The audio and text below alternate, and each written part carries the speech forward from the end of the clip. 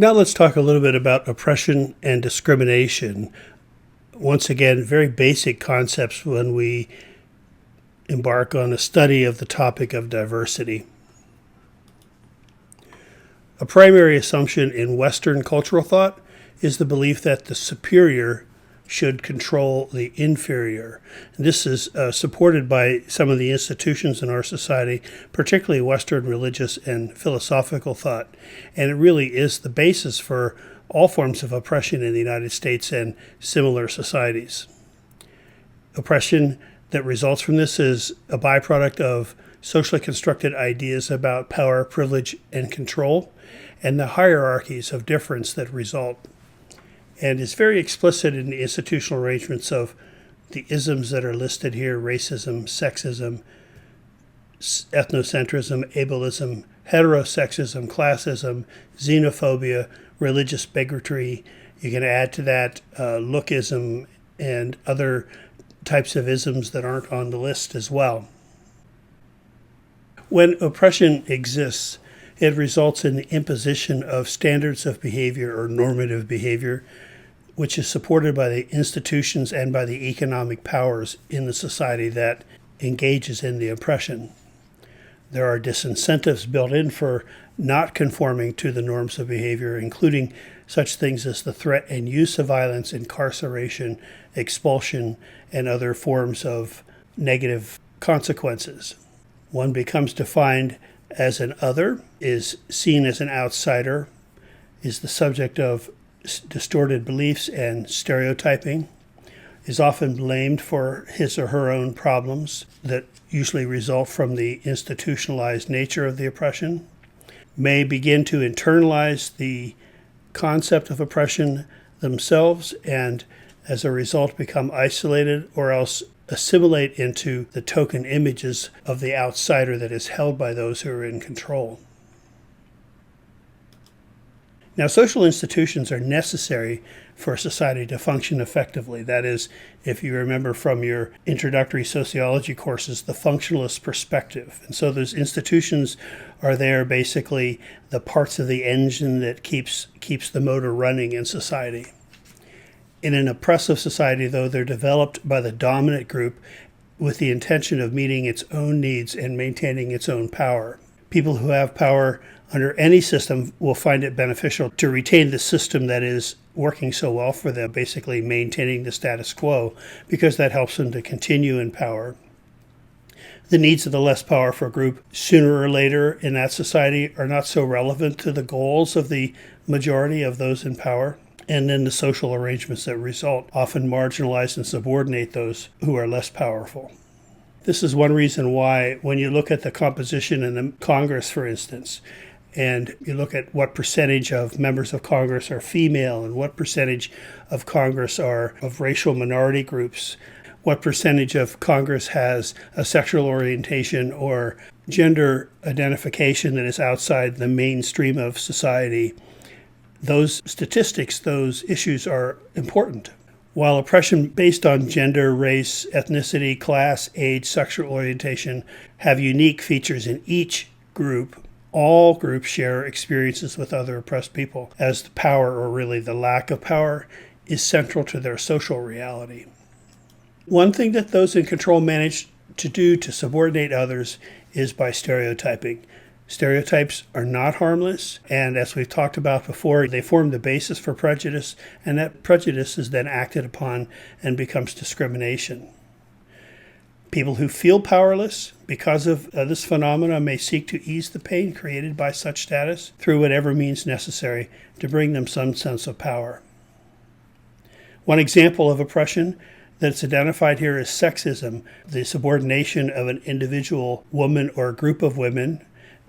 And we do say women here because men are, in a patriarchal society, obviously, men are the ones in control. So this also includes the assumption that an individual man or a group of men is superior based solely on sex as a result of that. Now, the institution of the traditional family in the West really does contribute to the problem with sexism in our society. To begin with, the young are socialized into traditional gender roles and expectations. And among those traditional expectations is the assumption that the male will be in charge. So it reinforces or invests authority in the male, and also invests authority in the adults in the unit. This may seem logical. Parents kind of run the household, and children are supposed to respect their parents, and yet there is a sort of an unspoken or perhaps spoken principle there that you don't question authority. Even parents who allow children to engage in discussions about, say, the rules of the home and the structure of the home and everything such as that, in the end, ultimately, the parent continues to maintain control, maintains the ultimate authority. And so this is something that is taught to us as young children, that eventually we accept authority. In an oppressive society, that can be problematic. The institution of the traditional family also trains the young to accept the oppression as the natural order of things. And this can be generalized later in life to other forms of authority, so that the child begins eventually to consider that the oppression of others defined by race, nationality, religion, gender, and so on is really correct and rightful. From a political standpoint, the white supremacist is somebody who we've been hearing a lot about in our culture as of late. The white supremacist patriarchal state relies on the family structure to indoctrinate its members with values that support hierarchical control and coercive authority over those that are less powerful. This is something that is worth thinking about, considering stepping out of the family system, the notion of the sanctity of the family system, and looking at how it trains its young and really all members of the family to consent to the structure of the system and a hierarchical order of things, and how that might be the basis for oppression and discrimination later in life. I would say that when you have a politician or a group whose primary platform is instilling and maintaining or returning to traditional family values, we should listen very carefully and consider what exactly underlies that message. Gender and sexuality ideologies hold sexism together. What is normal male or female behavior? It's socially constructed, learned through gender socialization in the family, and the meanings of being male or female that are attached to the self grow from that training. And part of that meaning is that heterosexuality is normal masculine and feminine behaviors, and homosexuality is seen as violating the norms of gender. If you haven't taken a women's study or men and masculinity course, it's something that I highly recommend, because you spend a semester looking at these issues, and it brings a lot of this into much sharper focus. When we consider the topic of institutional oppression, it's very critical for us to understand that gender role socialization, power, family structure, and the institution of religion are all interrelated in supporting institutional oppression. They're critical to this. The family teaches us a preferred gender role along traditional lines. Religion then places a value on these roles as good and necessary and appropriate. And issues such as sexism and homophobia grow from these teachings. Race and racism, another example of oppression in our society, are social constructs as well. Racism is the subordination of any person or group because of skin color or other distinctive physical characteristic, and can be reflected in both individual acts and institutional acts as well. Discrimination that grows from racism a lot of times includes such things as harassment, violence, blaming the victim for responsibility for what has happened to him or her, despite the fact that the institutionalization of oppression underlies those issues. Oppressed groups are given such status based on the notions of deviance or deficiency. Both of those, as we've talked about before, are social constructs. And wealth, opportunity, and justice thus can be divided unequally and still appear to be fair, because those who are oppressed are deviant and deficient and thus don't deserve the same opportunity that those who fit into the society better do. Consider the comments made by single mothers who receive public assistance, for instance, by the more conservative thinkers, let's say, or the more conservative social theorists who believe that the solution to their problem is to stop having babies and to get a job, and who characterize them as a drain upon the budget and in fact blame the deficit, the federal deficit, for all their programs that are necessary to support them. This is an example of how we begin to justify denying equality to them because they're deviant and don't live up to the expectations of moral behavior in society. The norm for this society in America is white, male, Christian, Euro-American, heterosexual, physically able, mentally able, and prosperous. This is the group who entertains privilege. And those who don't have those characteristics are seen as less able or less worthy, and thus less entitled to the benefits of society. And at some point, that marginalized person or group may begin to internalize this thinking, and that's when discrimination really becomes complete, when that process becomes complete. And it's always important to listen to what your client has to say and the client's description of the problem, and listen for that stigma internalization, because it's something that the client may not recognize himself or herself. Oppression as an institutional process is experienced as stigma, stress, guilt, shame, exclusion, and violence. This stigma influences identity development and can result in internalized oppression, something that every minority person and every minority group may need to learn to manage. This is what is referred to as stigma management. However, teaching individuals to recognize and manage internalized oppression so that it doesn't become debilitating isn't enough. It doesn't relieve us of our need to challenge oppression in a larger society. So again, it's even those of us in micro practice need to look beyond individual efforts to help a person and look at challenging the institutions that create the issues for the person to begin with. The stigmatized person has incorporated values from the larger society, that person who has internalized that stigma at least, and is aware that others perceive him or her to be failing, and eventually may come to agree that he or she falls short of what should be.